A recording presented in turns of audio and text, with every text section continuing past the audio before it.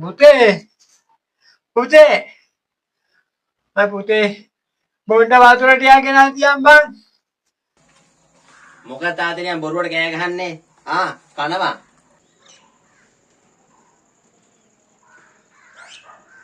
පුතේ මේකත් මොකද්ද කාලානේ?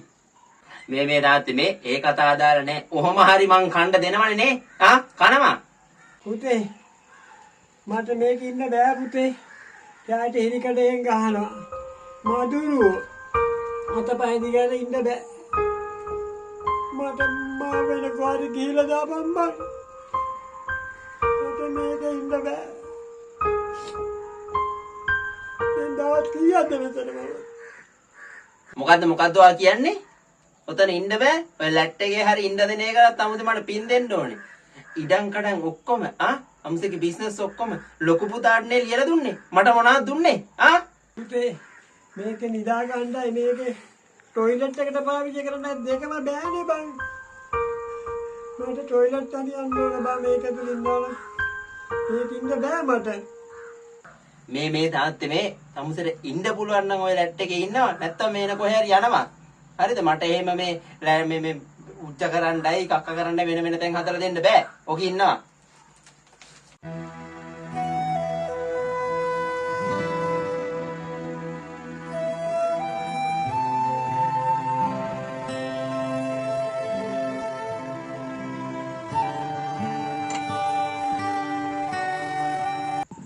ගෙදර කවුද? ගෙදර කවුද? ගෙදර කවුද? ගෙදර කවුද?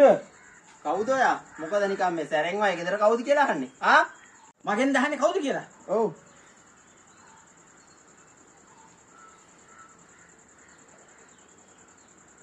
මම එස්ఐ ගල්ගමු. සර් මොකද මෙහෙ?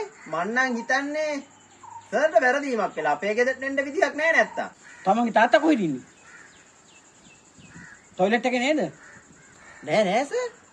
ඕක කවුරුයි කියපු ලොකු ටොම්පචක්. එහෙම වෙන්න විදියක්ම නැහැ.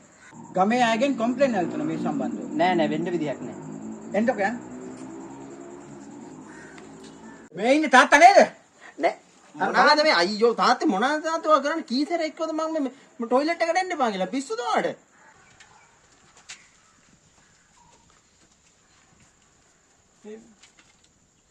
මේ කවුද මේ මහත්තයා?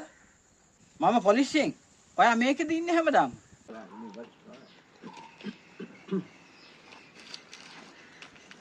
අනේ නෑ මහත්තයෝ මම මේ කැමැත්තෙන් මෙතන මෙටියක් කියලා ඉඳගෙන හිටියේ. පුතා බාන්නේ මම තමයි ඉස්සරහින් ඉන්න කියලා. මට ඉස්සරහින් ඉන්න බෑ මහත්තයෝ.